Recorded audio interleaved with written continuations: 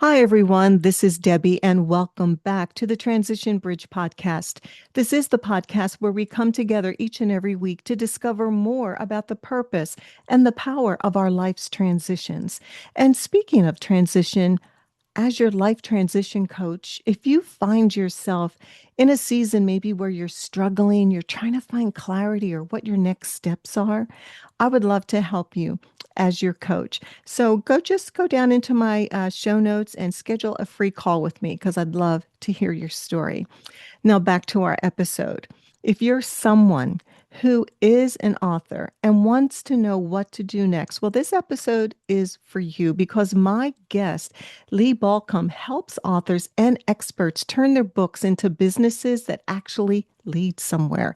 He has over 25 years' experience as an entrepreneur and an author himself of 7 books, and he focuses most on what people miss, and that is the system between the attention and the income. And through his book to business blueprint, Lee shows how to design clear, intentional pathways that turns readers into clients, customers, and long-term opportunities. Lee really has a passion to help authors who have a book but don't know what to do next. And he's going to help you take it one simple step at a time to build a sustainable business. And so, Lee, I'm excited to have you here today with all of your expertise. So, welcome to the Transition Bridge podcast. Well, Debbie, thanks for having me. It's great to be here. It's a topic I love to talk about. Oh, yes. When I received your information, I was like, yes, yes, we have to have you on because there's so many people who want to write a book, who have written a book and really want to know how to, take that book to the next level. And I know people who come to you may feel like, oh, they're just writers, but you have Mhm. this ability to discover what's really inside their book and take them into a deeper business opportunity. So before we get to hear all this expertise, I want you to share with us. I know there was a season in your life, a transition in your life where you had a health scare in your mid 30s, which actually was a catalyst to take you to the place you are today, where you wanted to learn how to teach others how to thrive in their lives, their businesses, and their relationships. So, can you take us briefly back to that time? Yeah, it's a period of true transition. In fact, I call this my bonus time now. And it wasn't that I wasn't already doing things. I'd already written a couple of books at that point, Mhm. and was a therapist and had transitioned over to doing more coaching. And one of my very core interests throughout my career was how do people thrive? Psychology does a lot of what's wrong with people, but Yes. I was always interested in what's right with people and how do they do better. But I wasn't so much following what I was learning. And so, in the midst of busily being the therapist, coach, writing, having an online company, having 2 young kids, and really just coming out not long out of my training. I'd had my PhD for probably 3 or 4 years at that point. And so I was kind of full bore, not sleeping well, not eating well, not de-stressing well, not doing anything really well. And my body decided it was time to talk back to me. I had ignored it long enough. And so I will say I don't tend to share the diagnosis with people because most people don't have what I would say, oddly enough, is the good fortune of having a severe version of this disorder. It was a autoimmune illness. And when it was first diagnosed, it was rare enough that my doctor said, I've never seen this in my career. I've read about this, brought in another doctor, and the doctor said, I've seen this one time in my residency. Now there are a couple of things that stand out about that memory. One is you don't want to have a doctor calling another doctor in the room while you're sitting there, and you don't want them punching on you curiously and looking at your body and just kind of moving you around like a piece of meat. You also don't want them asking for an X-ray of a part of your body that had nothing to do with what brought you in. I Mm. thought I had gone in for an infection, a simple infection, and that ended up not being the case. So another thing you don't want is for your doctor to be calling your house and leaving their first name and their cell phone. That this was years Goodness. ago, and Mm. he was like, "This is my personal line. You don't want to have these things happen." And so the diagnosis was correct. The prognosis was that eventually it would cost me my life. And that prognosis turned out not to be right because I had the acute version of this, which meant that I was, as my one doctor said, this is the specialist that finally said, "Yeah, I've seen this before. And by the way, you have the acute version." Which means two things. One is it will burn out. You will recover from this. But the other thing to tell you is I can't make you feel better in the meantime because anything I would do to make you feel better will slow this down. So you're just going to have to be miserable for the next few months. So from start to finish, the illness itself ran about a 7 or 8 month course, meaning I was basically doing as minimal a caseload as I could manage, and I still have a life. My wife was madly working too, and I would go to work and come home, and that was it. That was all I had the energy for. Mhm. I had pretty severe swelling and ankle pain and lots of other pieces, but fortunately, other than a few odd little instances, I didn't have any long-term damage. But it did mean that I went to about 6 different specialists to check every piece of my body to let me know whether it was affected or not. And so that wakes you up when they tell Yes. you that, right? Oh So my goodness. yeah, I came out on the end of that, and I remember we'd already planned a vacation, a traveling vacation, long before I was sick. And I was kind of in the recovery phase when we went on that. I remember the struggle of being on that trip and just being breathless at times and just feeling really out of shape, but Mhm. recognizing that I was in recovery at that point and recognizing that I needed to make some changes. So I did say, I've been reading about all of this and learning about this and researching this, and it's time to apply it. And so I decided to do some things differently and really did a pivot. I went from being out of shape to exercising, from eating poorly to eating well, from not being worried about my sleep to making sure that I got rest, from not worried about the stress load to going, how do I manage that? Because our body does take that in.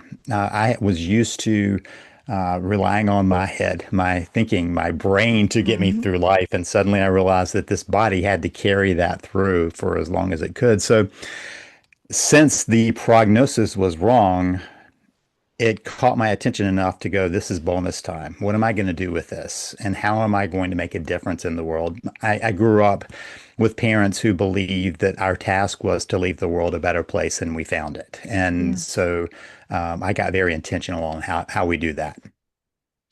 I just love your phrase bonus time. And you really good, sometimes we have those wake up calls. Yours was a very severe wake up call that really makes us have a whole different perspective about life and what it is that we really need to do and what's important.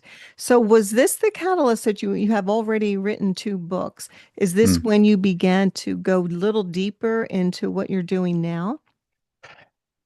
So I've always had a passion for helping people. I mean, that's why I got into the Mhm. profession I did, but it sure deepened it. And so back to the bonus time, here's the reality.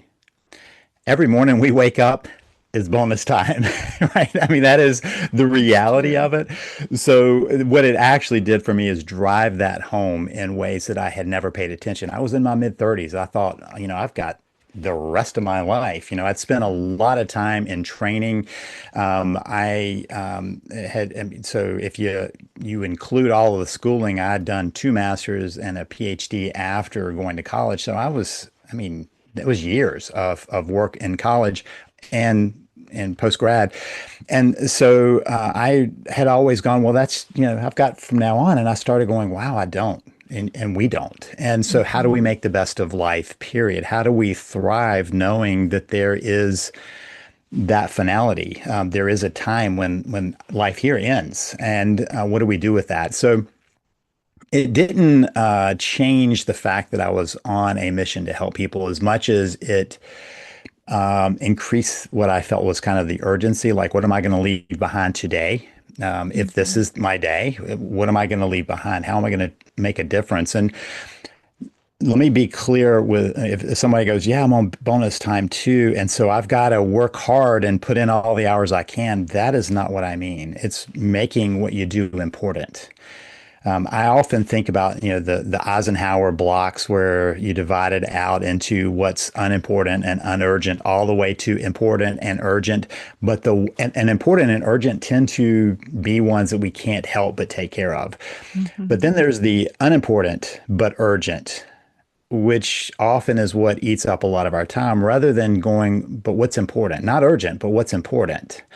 And so my task is, okay, we've got to take care of that urgent, important, but how can I keep my eye on the not urgent right now, but important? How can I make sure that that's where my focus is? When I'm doing something, that's what I try to be doing. So it was more of a reshuffling of priorities. I think a mistake people make is saying, I've got to be busy all the time, instead of going, I've got to be doing important things when I'm doing things. That truly is a mindset shift, isn't it? Go away from the urgent to the important. And I think when we do get to that place, there's more of a sense of fulfillment. Don't you feel when you get the important done? Yeah, and I sometimes I think we're spinning. We talk about business, and a lot of times I see people in busyness. That's what they're doing. They're in the busyness stuff, Mhm. and that rarely gets us. At the end of the day, we feel like we've done things, but it doesn't necessarily feel like we've done important things. It's like we fill our time because that's what we're supposed to do rather than going, what's important to put into that time? How do we, really focus on what's important? Relationships, making a difference, doing things that matter to not just us, but to the world. And that varies by season. I mean, when we are in that stage of parenting, that's important stuff. And sometimes it's not urgent, but it's really important. In our marriage, which is one of my focuses throughout my career, a lot of times the reason that marriages get in trouble is because they weren't doing the important things. Mhm. They were getting distracted until it's suddenly urgent and important. And just to take it a step further, there are so many people who have things they need to say in the world. And those are important things that they don't do. So writing a book about what's important to you is a piece of fulfilling that. You talked about, this being for people who have a book, and I would just say that I hope that some people at the end of this are then going, "Oh, I could write a book. I could do Yes. that." So another piece of my story of kind of transition was I'm dyslexic.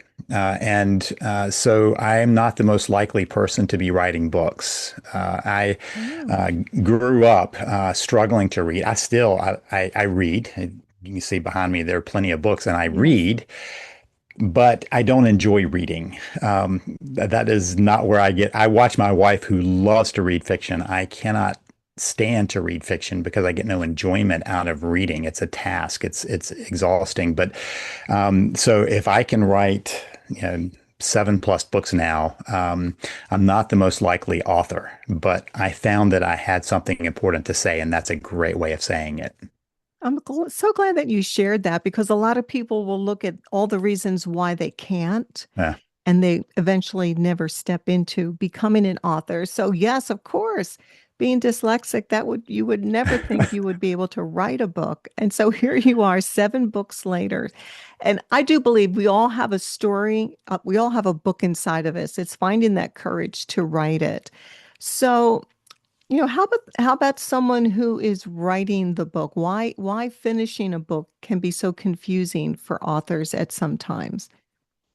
Well, there are a couple of things to it. One is that a lot of times people think that the book is kind of it, right? Hmm. They've just got to do that. And one of the reasons I'm doing what I'm doing with this book to business blueprint process is because I had this conversation. It's been years ago. I was helping my publisher put on an event, And since I was helping them, they sent me a copy of the books of everybody who was going to be there. And so I read this one book and I went, oh, this is important stuff that needs to be said.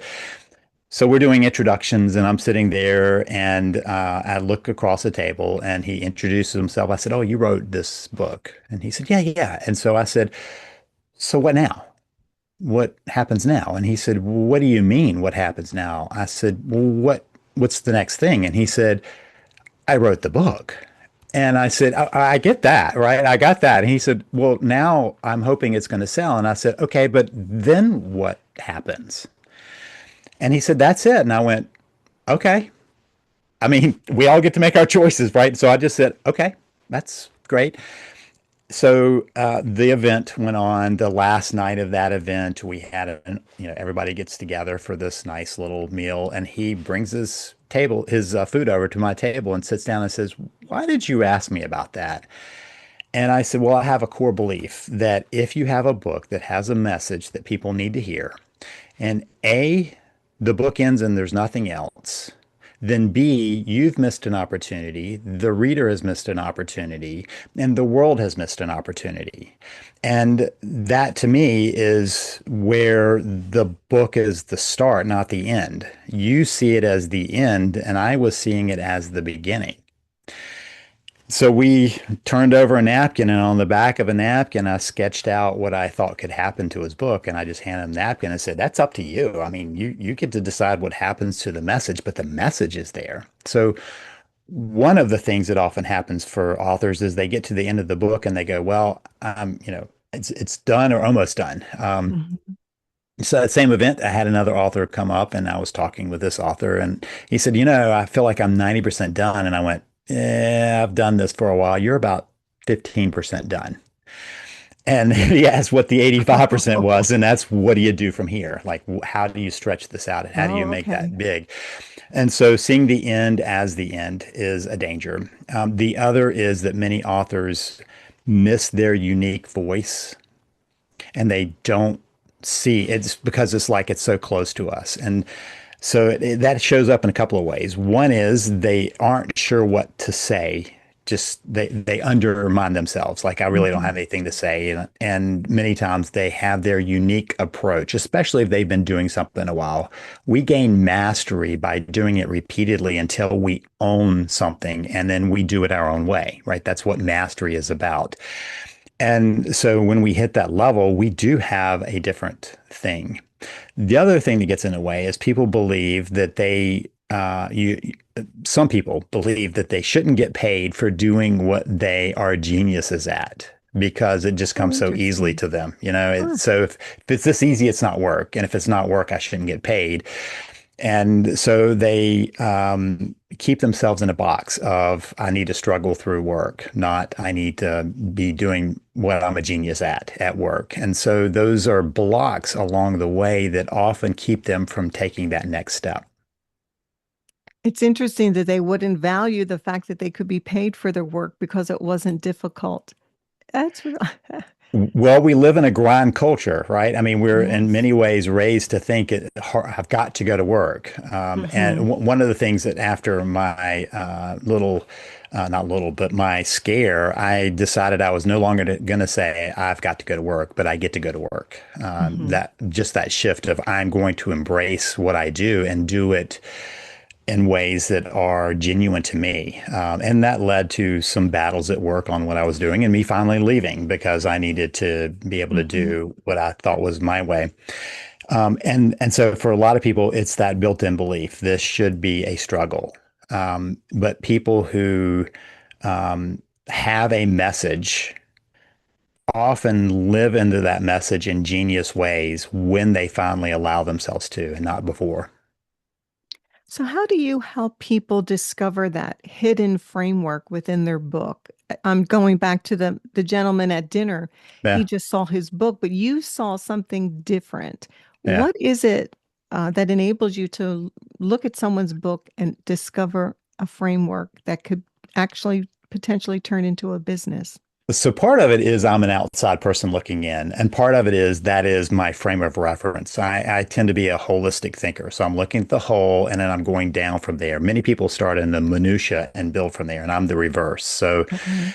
back in high school, I was the math teachers were always frustrated because I would say, but why do you do that? I mean, you do the thing on the board and they were like, and they thought I was just being a difficult person. And I needed it in my head of why you do what you did. What's the logic behind that Mm-hmm. before I could do it? And so I was always a year behind in understanding. We'd be the next year in and they would be doing it. I would go, oh, that's why we did that thing last year. Now it makes sense. And I would always be waiting for it all to come together. And so my thing is to look at the big picture and then go down to what does that mean? I've had that gift for a while, I just never recognized it. When I was in grad school, I would have people who were stuck in their thesis or their dissertation, and they would appear at my door saying, the professor sent me to you. And I'm like, okay, well, what are we going to do here? And we would talk it through. And by the end of it, they would go, okay, now I see what I'm doing here. Now I understand what I'm trying to get to. I can see, they could see the picture, right? They could see the frame. And so that's just kind of my, I don't know, hidden talent that I could see the frameworks. So first of all, that tends to be how I view things. But second, it Mm-hmm. always is good to have an outside person who's able to say, this is your unique piece. Because once you know your unique piece, you can use that everywhere. And so in my own work, I was just talking with somebody about a program I'm creating, and I was naming several different frameworks I was putting in there. And they're like, you're always coming up with a framework. I'm like, that's because people need to understand how to do something, right? If you have a Mm-hmm. framework, you can just go, okay, I do A and B and C and D. And everybody does that when they hit some level of math. Well, everybody uses a framework, whether they are masters or not. But when you start, you're often using somebody else's framework. Like somebody teaches you to do something. When I was in training, they taught me to do therapy this way. Over time, as I mastered it, it began to be my way, not this way, not a generic way, but my way of doing it. And people have that wherever they are. And they go through the discovery process of what's going to go into this in a certain way, or the process itself in a certain way, and they have some flair to it, some thing. That's what we're talking about with this framework. How do you Okay. do that? So So you help them discover that. So then how do you take someone's book, you discover the framework. How do you help them turn that into clients or a yeah, business? and that's a different question, right? There are clients and then there's business, because there are different ways you can do business. Okay. I'm looking for how could that framework be used to help other people and further a business. That's the two pieces, right? I think that every business is solving a problem. So you first have to kind of figure out what is the problem I'm solving. I've Hmm. had this conversation for the people who are like, I'm not solving a problem. I had this guy who he did pizza. He said, I'm not solving a problem. I just make pizza. I'm like, you're sure there's not a problem there? He said, no. I said, you're not solving the problem for somebody who wants a specific type of pizza or happens to be hungry tonight and doesn't know where else to go. Or, I mean, you're solving a problem because that's why they're coming to you. Solve this for me. Even if it's solve this problem of, I really want a good piece of pizza. That's still a problem you're solving. A bookstore solves a problem that somebody wants a book and they can't figure out how to find it, so they can go in and locate it. There is a problem to be solved by every business. And so, from a book business, what problem are you solving is the first question. And Hmm. that points to then who are you going to be targeting? And by targeting, I mean, how are you going to help somebody? Like, who's that person? But there are certain ways that you could roll that out. Maybe you do coaching or therapy or consulting. Those are direct hands-on interactions. Maybe you do courses. Maybe you do public speaking. Maybe you do conferences. I mean, there are lots of different ways that that could take place. And so there is a convergence point of what do you love and what does that audience need that have to Hmm. meet? If you're doing one and they need the other, you're not going to meet. But I'll give you kind of an example. I had a person who contacted me, and I think he contacted me because the expression I got when I said, "So tell me, what are you doing with your book?" And he said, "Well, I'm going to do public speaking." And I went, "You don't sound enthusiastic about this prospect, right? I mean, why are you doing this? Why are you doing the public speaking?" Yeah. And he said, "Well, I have a friend who wrote a book and he's very successful doing this public speaking thing." So I was telling him about my book and he said, "Oh, you need to do public speaking." So I decided I needed to do public speaking. And I said, "Okay, well, what have you done with that?" And he had spent several $1,000s in, buying a mailing list and creating the literature and mailing out the stuff and getting ready to do this public speaking stuff. And I said, "Okay, so you've launched into that, but why the long face? I mean, what's going on? You don't seem excited." He said, "Well, to be honest, I don't love public speaking. I can do it, but I don't enjoy it. And to be honest, I don't really like to leave home. I like to be around the house and be with the kids and be with my wife and do my kind of normal hobbies. And this guy is traveling all over the states doing these talks, and I don't want to do that." I'm like, "I think we have a problem here in I what you're think doing so. because the business you're building doesn't match the life you want to live." And so there's the question of what life do you want to build? What does that business look like? And then there's the question of where's your audience, and they've got to converge. There've got to be a place where they can True. meet together. Hmm. And so that part of that is creating, it's the framework of the business, that you're using the framework of the book to create a way for people to change, to grow, to expand themselves in some way, to solve some problem. If someone wants to be a speaker, I guess he could have, created his own schedule. Like maybe he would only go out once a quarter. Like you can do it in a smaller version versus someone who really is gung ho and wants to go everywhere. That So is if true, but you have to do the public speaking. you So have to do yeah, it. there's no way around that. And if you don't love it, that's going to last only a certain amount of time. True. So Um, do you help people get their feet wet in public speaking? Do you have programs for that or direction that you give people? so I'm more about the framework of the framework, like the framework of the business that you're going to put your framework in and helping you figure out the steps to take. Hmm. Here's one of the biggest things I see. People finish their book, they want to create a business, and so they buy these big courses on being the 6 or 7 figure Hmm. whatever it is, consultant, speaker, whatever it is, and they open up the course and they have 50 or 60 things to do to get started. And when we have that much, we don't get started. We get True. It's overwhelmed. overwhelming. It's Yeah. overwhelming. And so what we try to do is one thing a week that builds it forward, starting from the foundation pieces. So what are you going to do this week that makes a difference in your business? So there's two pieces to this. One is that's the issue part of my program where they get their thing per week to do. And then on the backside of that, I do consulting with people who need extra help with that, coaching for them to figure out how to step into that. Okay. And a lot of that is just saying, let's get really clear on what you want to be doing. A lot of those pieces, once you have what you want in mind, kind of take care of themselves. I mean, there are nuts and bolts around speaking or whatever. I'm not going to be an expert in every one of those areas. My expertise is helping people figure out how to set up what they want to do and put that together. For instance, if someone comes to me and they realize they need to be a consultant, I'm not going to train them to be a consultant. We're going to talk about how they put their framework into that. Who is their audience? What are they wanting to do? How do they want to expand that? And where do they find those people? Becoming a consultant, that's a piece for them to grow into, or a coach or a therapist or a speaker or a course creator. All of those have separate expertise in the building of that. But you got to get there first, and you've got to understand what you're trying to bring into there. A mistake people make is they go big before they really test. And so one of the things I'm always pushing people to do is listen for the signals.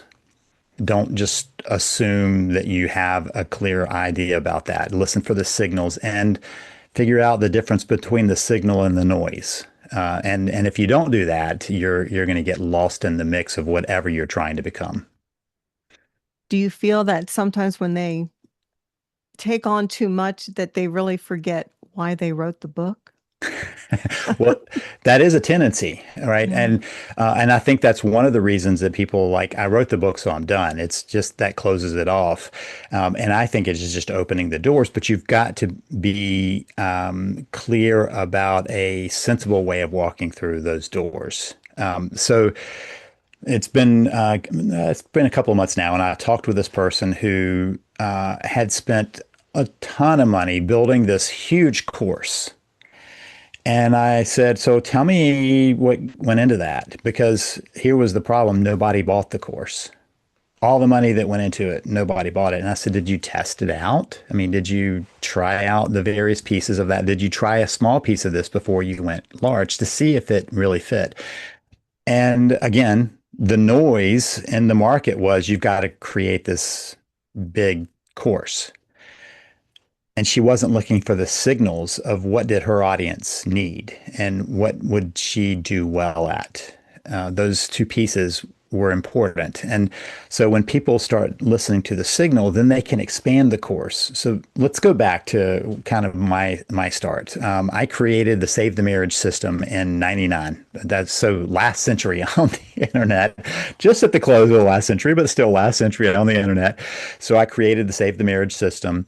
And in the beginning, it was just Save the Marriage. It was a PDF. That's all it was. It was a book, but it was in PDF format. It was an ebook before Amazon decided to be an ebook. So, Okay. back then we had to say this is what an ebook is, and then we had to start saying we're not an ebook. We're a whole system now because I've added on the various pieces and other parts. But creating that, putting that out, got me signal. For instance, I was getting calls from people going, hey, I need some coaching. I've read your Mhm. stuff and I need some coaching. I was sitting in an office. Now, this was 2000. And I was sitting in an office seeing people come through my door. And so these people are calling me on literally a landline that I had, right? And this was that day. I would answer the phone and they're like, I need coaching. I'm like, oh, well, we could I guess, do it on the phone. So let's do that. I had to figure out how to take payment from them. Some people sent me checks in the mail, and I had to figure out a better way of doing that. But that we were dealing with the resources we had then. And so I started the coaching process, and I was still working in my office. And one day I went, why am I staying in this office? I can work with people all the time by phone around the world. And so it opened Mhm. up because I was listening to the signal. So that was signal when somebody said, I need your help. How could we do that? Right. So signal versus noise. I had somebody who contacted me, it was a therapist, and said, I want you to start certifying people in your method so that we can use that and say, we're certified as the Save the Marriage therapist. And the first one I went, oh, that's curious, interesting. Yeah. The third one I went, huh, that's kind of odd. About the Hmm. sixth or seventh one, I said, maybe this is a business. And then I started thinking to myself, do I want to be the person to certify people who would be using my approach completely outside of anything I could control? Because I've seen how that works with other people and they tend to claim that, but not use it. And I didn't want to be that. And so after a while, I went, yeah, I'm not comfortable with that. That's noise. That was just noise for me. I have a colleague who wrote a book and turned it into a training facilitation. She would certify people in her approach, and it's worked great for her. It just wasn't my approach. It's not that it's not an approach, it wasn't my approach. So my signal was coaching. My noise was do a certification program. And there are all kinds of noises and signals that authors start getting, and they often confuse them unless they sit with, is this where I want to head?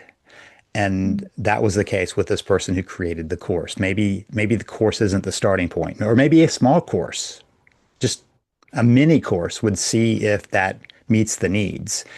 And she realized after she built it that she had misjudged the direction of it that people needed. She hadn't been listening to the signals. That's great advice because you do need to know what your audience wants to hear. And then whatever suggestions come your way, it has to resonate with you. Like, Mm, yeah. your certification, that sounds good, but I resonate more with coaching. And to be able to discern that and stay with the thing that really is more of your calling. Yeah, there are two pieces that you mentioned in there. One is, does it fit for me and what I want to do? And the other is, does it serve my audience? Does it get to where they need to? And there's always a convergence point for that. The other piece that I always look for is, what is that test point? Like, people would say, I think I want to try coaching. Okay, well, don't create a huge coaching practice. Start with, let Mhm. me coach a couple of people and see what I get back from that. Not see if I could be a good coach. That's not what we're talking about. But what are they looking for? Like, what language do they use? What ways do they need help so that you can create what they need, and do that within your skill practice. Sure, because there's so many different lanes in coaching, right? And you can't be in all of them. You can't It's like playing master of Frogger, none. Yeah, to date myself, back in the 80s, we'd play Frogger, and you're trying to not get run over. And if there are too many lanes, you're going to pay the price. So becoming an author, that's really like a signal of credibility that really helps open doors for Yes. people. What are your thoughts on that? So one of the things I often point to is, what we're really trying to build is authority in our industry, whatever that is. We want to have the authority of people going, yes, this person knows what they're doing. And I just want to kind of point that the first six letters of authority are author. And that's not an accident. That's how that got built. People who wrote books had authority because they proved it. If somebody wants to know what I think on my subjects, it's in black and white. I mean, they can read it and see what I think. In fact, one of the things that I will say to people, they often will see me on the podcast. I have a Hmm. podcast, or read an article by me, and they'll come and they say, I want you to coach me. And I'll just ask a question. Have you read my stuff? Because that is a way for you to figure out, do you agree with my stuff? Do you agree with my approach? If you read my stuff and go, this guy is crazy, we don't need to work together. I can save you time and frustration. I can save myself frustration and use some Yeah, money yeah. by you going, no, this is not my person. That's fine. There are lots of different ways you can do things. But if you read mine and go, yeah, that matches for my reality, then that piece has been a way for me to build authority at the beginning and create a base for us to work from. So books, both allow us to claim our authority, and then to set a way we do things. So even if somebody doesn't understand everything I had in there, if they're going, yeah, I see how this approach could work, we can work together to fine tune Hmm. how does that approach apply to them. And for other people, I mean, honestly, there are a lot of people that go, okay, I got what I needed from the book. You've still been able to help people because they got what they needed from the book. That's as far as they need to go. So we've got this funnel of the book, and some people will say, yep, that was what I needed. And then others go, you know what, I need a little more, whether it's a course or a program or coaching. They got that. And then maybe they filter down a little more and they want to do more intensive work in some way. And so that's part of what we're trying to create. And so the book helps you to, A, find your audience, and B, just as importantly, find who is not your audience, who is not a fit for you. Hmm. There's something about becoming an author. And so I guess I have two questions here. First, I want to go to the ones who have already written a book and they come to you. Do you work with people who just cannot have the same vision you have for their book? Like, how do you help build that bridge? Or some people just say, the book is enough and they don't want to do any more. Yet you see like this possibility and potential for them. Do you have people like that come across your path that just don't see it? Sure, and I wish them well. That was what was true when I was at the publisher's event. His thing was, I wrote the book and I'm just waiting for the sales. I'm like, that's you do you, right? And that's your approach. And so that, and as part of my thing is, I believe it's true that we all have some things we can and cannot control. I can't control whether some author sees something beyond, Hmm. what they've done. That's not my task. My task is to say, if you need help with that, I can point the way. If you want help with that, I'm happy to point the way. But that requires you to be ready to go down that road. If you're not, that's fine. I mean, the book is there and good for you for writing that because that takes a lot of effort. You noted what something happens in the process, the alchemy of the author that's in the process of writing. And I do think that's important. When you sit down and write a book and you're faced with an empty page, you have to think through what you want to say. And that process alone helps you sharpen what you understand. Now, I still find that I'll talk to someone about their book and they didn't see something I saw in it. Like they didn't see the framework that's in it because it's too Right, close to them, right? It's right. like asking a fish, well, tell me about water. Well, they're in it all the time. It's just what it is. And sometimes I can say, well, let me tell you about this. Let me help you see this. And sometimes that is the second edition or another book that comes out of that for them that more clearly outlines it. But at the very minimum, they walk away going, now I know how I work with people more clearly. You're already starting that process when you're writing. You have to. As I wrote my books, I become more convinced of certain things and discard other things, right? You're trying to hone it down into that. And so it's true for any author that part of what you get out of the process for yourself is deeper thinking about what you're doing and how you're doing it and what that means in the world. That you can't help but do that if you're going to actually write the book. Now, I will say that we live in the age of AI, and that is Right. one of the things that some people shortcut. Mhm. They haven't thought through their own stuff. I'm talking about the people who do the work of sitting down. Now, it, if you're using a ghost writer, that's beside that because you're still handing the ghostwriter this and they're going through the process with you of creating that. Or maybe you dictate a book. That's still the same thing. I have this ongoing conversation. I listen to fiction. So I said early on, I don't read fiction, but I listen to fiction pretty much every morning when I'm walking. Clementine is my pup and she's sleeping beside me. And as we're walking in the morning, I'm listening to fiction because I love the stories. And for me, that I go, is that really reading? But yeah, I'm taking in the story. So when people say, well, I dictated my book, I'm like, it still came from you, right? It's still the Right. same thing. It's just an effective way for you to do that, an efficient way for you to do that. So I'm not talking about that, but the AI does change that. It's doing the thinking for you. So you're not fine tuning it. So we're talking about books that somebody's saying, this is my work and my way. And that creates the change process for the author. I'm glad that you did bring up AI because we really want to write our story and not have AI tell us what to write.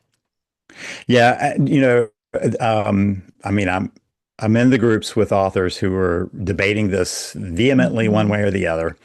And the fact is that there are not many books anymore that are untouched by AI, by which I mean if you have Grammarly on your computer or your word processor is helping you to Hmm. proofread that, there is AI involved. That's not what we're talking about here. I'm talking about Right. when somebody allows AI to create the content, to create the ideas. That's what we're talking about here. No, I agree. And that's what I was referencing as well, because I'm on my second book. And you're tempted to go, ooh, like, let me just check that out. And then I was like, but you know what? I think I already know what to write. I'm Hmm. going to stay with what's Yeah. inside of me. And so if someone comes to you, Lee, that's a beginner author and wants to write a book, do you help people in that season? Yeah, so one of the things so yes, there are two things that I think are important. Many times I'll help an author or preparing to be author to clarify the framework so they understand what they're doing. Having that framework on the front side is much better than discovering it on the back side. I've done a number of interviews with people and they will discover their framework in our conversation. And I'm like, I mean, it's in the book. It's just that you didn't pull it out the way you could have. And so I do often help authors to find the framework. The other piece of that process, though, is to ask the question ahead of time, what do I want to come out of this? That helps on the front side. You can do it after. And that I work with most of the people who have a book and then don't know what to do. It's a little stronger, though, if you start the process going, this is where I want to end up. And so for some people, they say, I'm already doing, for instance, I was already working with people in their marriage to improve their marriage when I wrote the Save the Marriage System. I didn't start with the writing, right? I already knew that. No, I hadn't thought about the fact that I could coach people around the world. I could have done things differently had I thought through that and known that ahead of time to frame how everything fit together to head people in that direction.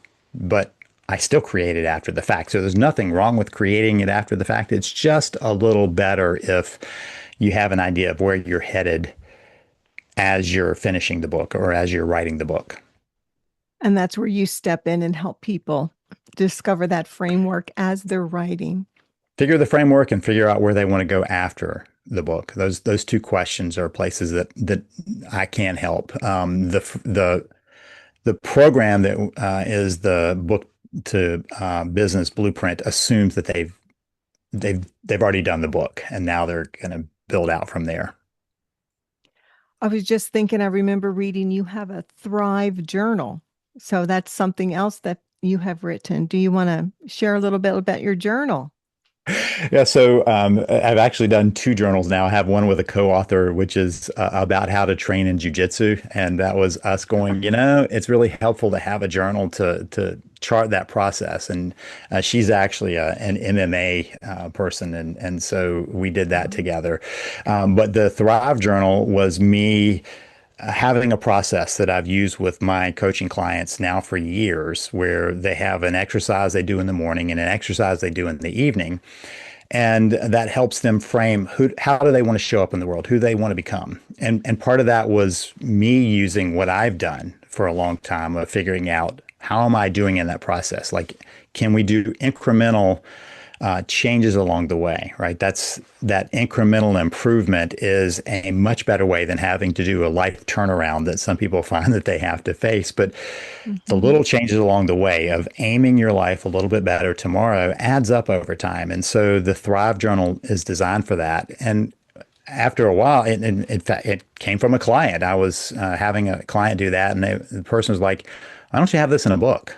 And I went, I don't really know why I don't have it in a book because I've been doing this for so long. And so I created it for a couple of programs that I was doing and just said, that makes sense as a book. So many people use the Thrive Journal to kind of set up how do they want their life to run, and then how did it go daily, morning and night, daily. And I was talking with somebody as a coaching client.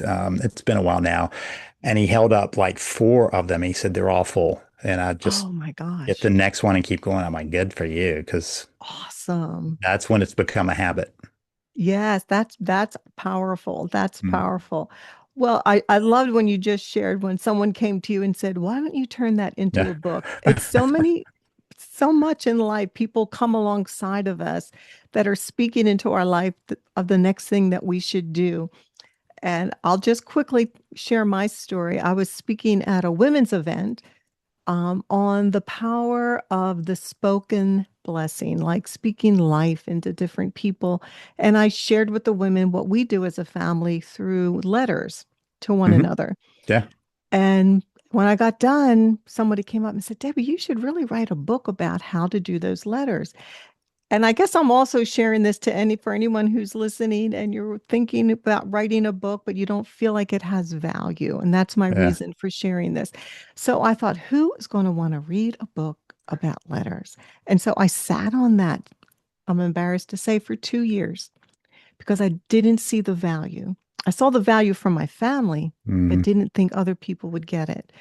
And so I went to a coach, someone who didn't know me, and I ran what I was thinking about and different things, and she got quiet.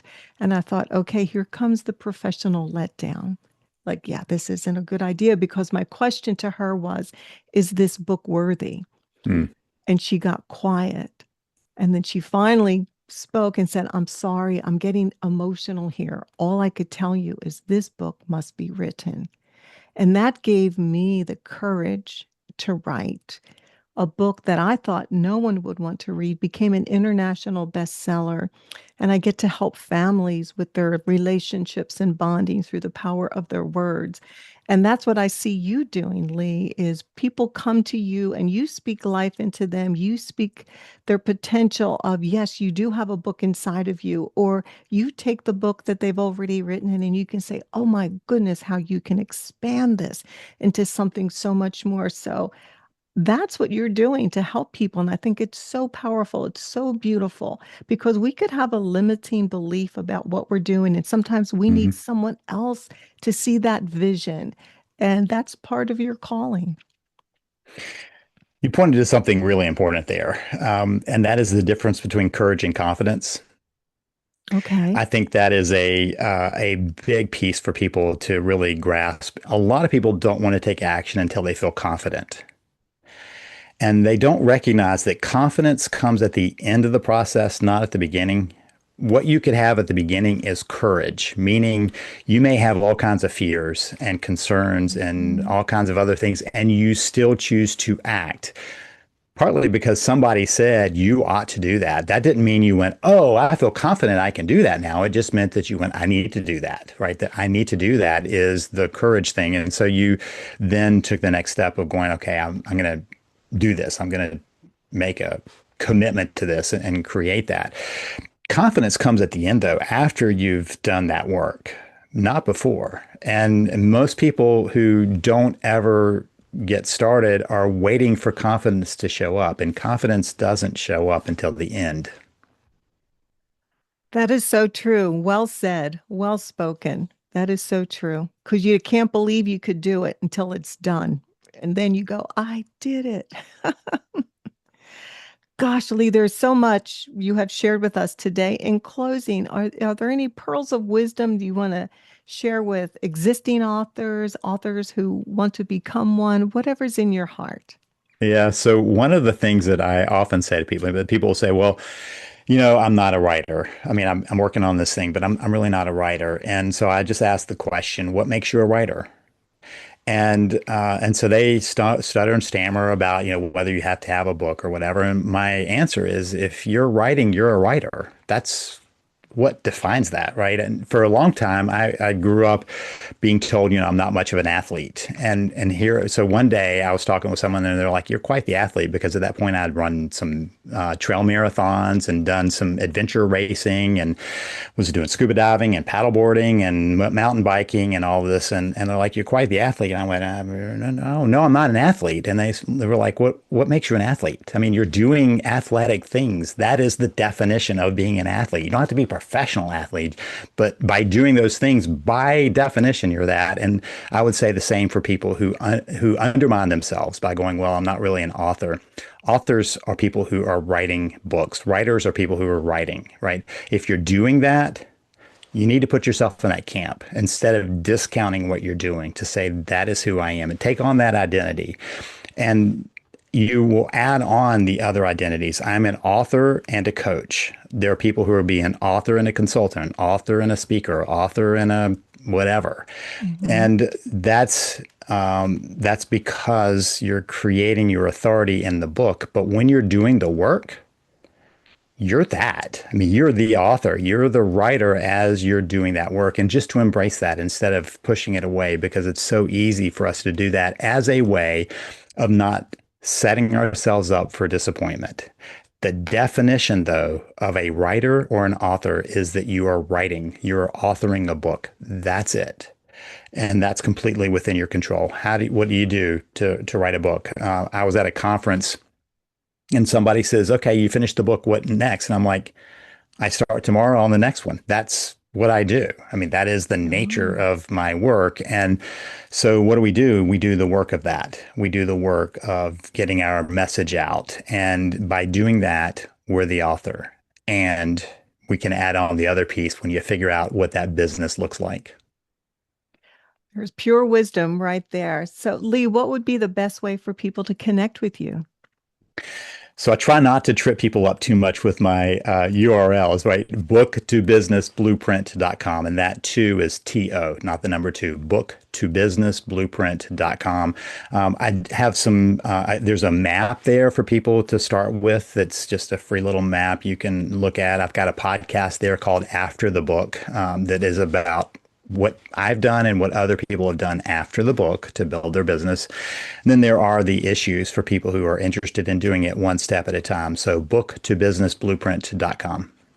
Perfect. And I will have all of Lee's contact information in my show notes in case you're driving right now and you can't get all that down. It'll be in the show notes. And I highly recommend that you reach out to Lee. You can just hear his expertise, his wisdom, just his entrepreneurial spirit of how to create a business model, even from your book, through the framework that is hidden that he can see, but maybe you can't. And so I want to just thank my transition tribe for being here with me today. As you always know and understand, there's a purpose and power in the transitions of life. And maybe one of the transitions for you is becoming an author. Maybe there's this calling inside of you. You've been feeling like you should write a book. I want to encourage you to step into that, write your story. It really does have value. You may look at it differently through a different lens, but the rest of us are going to learn and see a lot of value in what you share. And those of you that are existing authors, I want to encourage you to keep writing because once you've written a book, there's always another one inside of you. So just believe for more. Don't limit yourself. And again, I highly encourage you to connect with Lee because I believe he has the answer that you've been waiting for. So thank you for being here. And remember, keep putting one foot in front of the other because tomorrow there's a purpose for you.